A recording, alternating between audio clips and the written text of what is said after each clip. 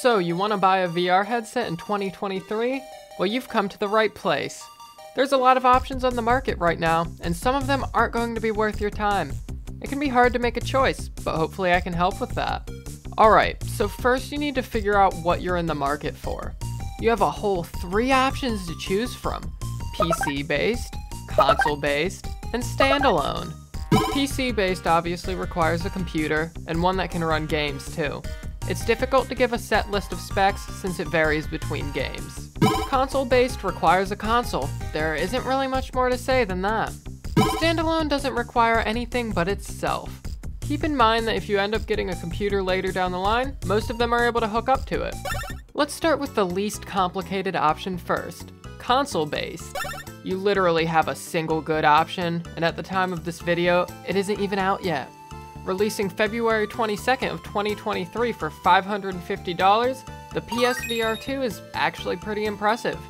Having 2 OLED 2000 by 2040p displays that are capable of running at up to 120 Hz, the visuals shouldn't be an issue.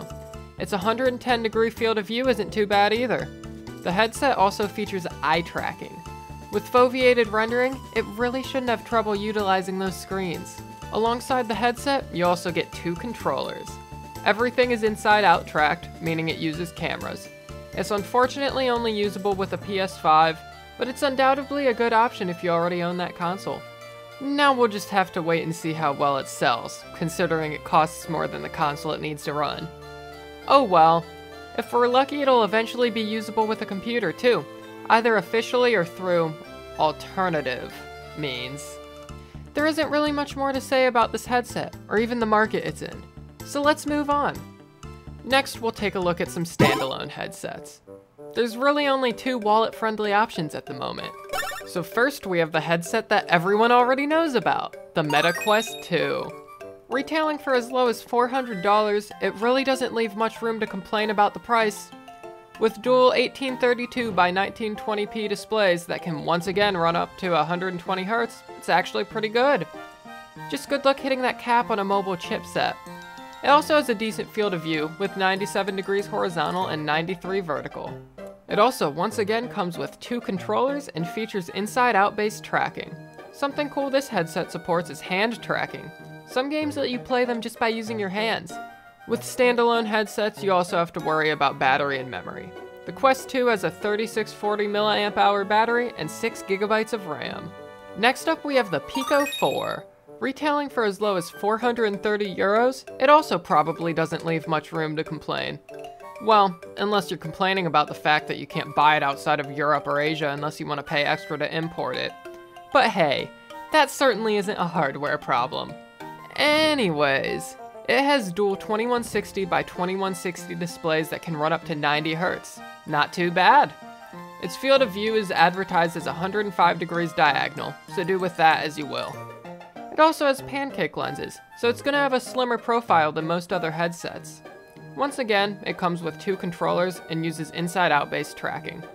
The Pico 4 has a 5300 mAh battery and 8 GB of RAM. So both of these headsets can be connected to a computer too. Both support it over a cable and also over Wi-Fi. Keep in mind that both of these options will result in at least some artifacting and compression, and that may or may not matter depending on the games you're playing. While the Pico 4 does have more impressive specs, keep in mind that they're both running on the same chipset. In my opinion, the Quest 2 is better suited for purely standalone play. You're going to have access to a way bigger software library, but that could be subject to change in the future. If you plan on using a computer in the future, the Pico 4 may be a better choice for you. There are other standalone headsets too, but they're over double the price despite using the same chipset as these 2. I wouldn't really say they're good options for playing games in standalone mode at least. And now our final category, PC VR.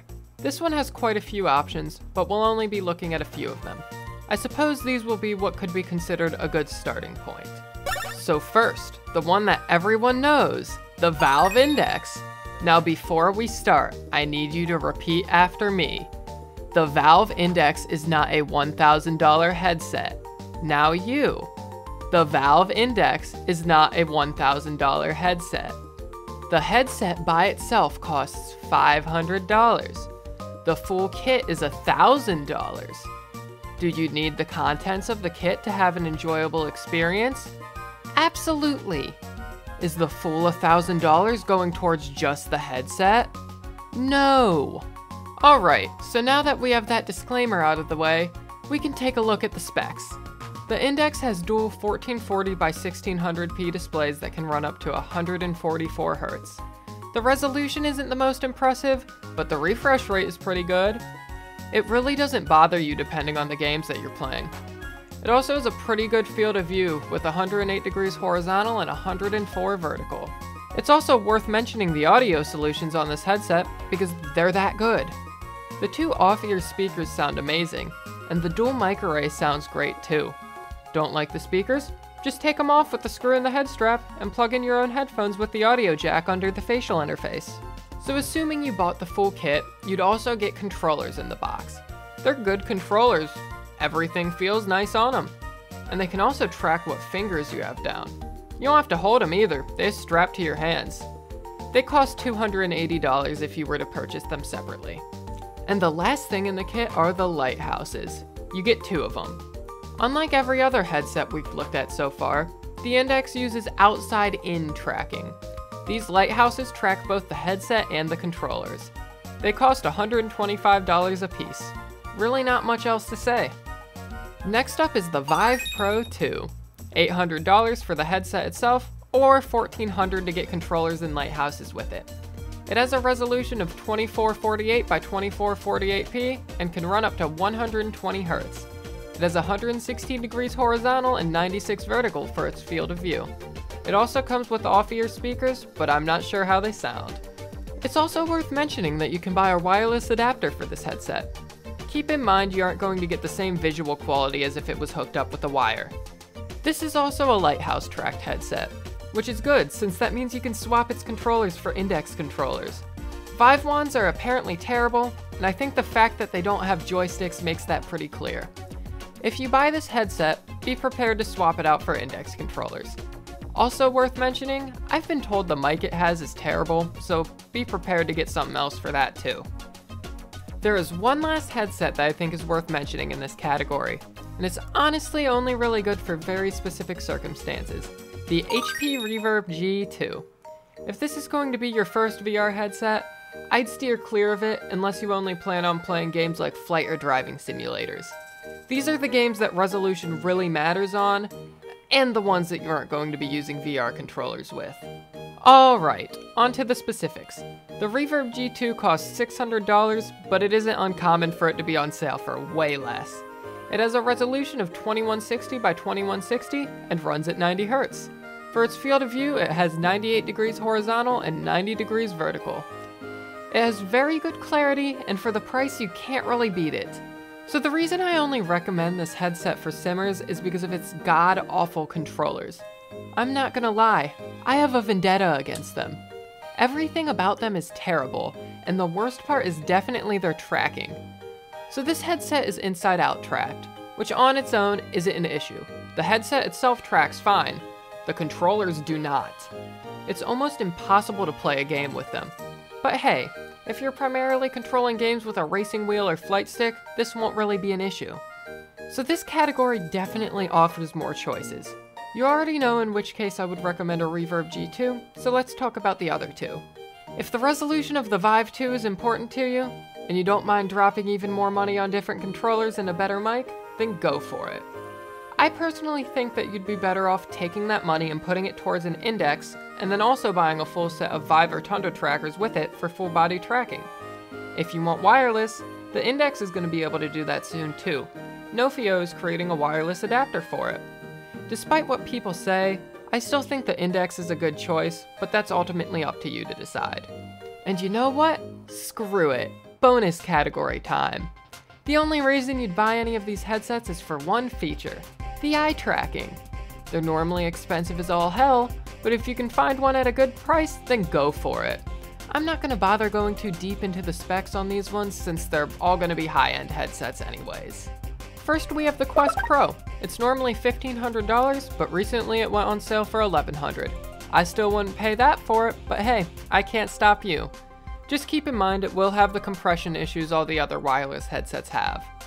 This headset also features face tracking, but you can add that to any headset with a Vive facial tracker and a 3D printed mount. Next we have the Vive Pro Eye. It retailed for $800, but it routinely sells for more than that on eBay used since it's discontinued. You'll very rarely see one for a decent price, but if you do, it may just be worth buying. Also worth mentioning that it has an OLED display, so that's cool I guess. And last we have the HP Reverb G2 Omnicept Edition. It's literally just a Reverb G2 with eye tracking, a heart rate monitor, and a facial camera. It retails for $1,250, but I found mine on eBay for $400. I'd say at that price it's worth it. And don't think you need to spend thousands of dollars for eye tracking either.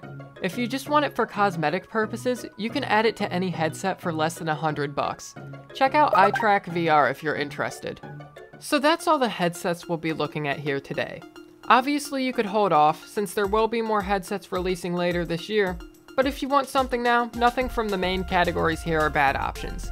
Just because something better comes out doesn't mean you have to be unhappy with what you already have. And hey, just because something has better specs doesn't automatically make it better. I still use my Index over my Omnicept sometimes, just because it's easier to jump into a game with. Leave a comment down below on what headset you'll be buying this year, or with what headset you already use. Thanks for watching this far, by the way. If you enjoyed the video, feel free to leave a like and subscribe for more content like it.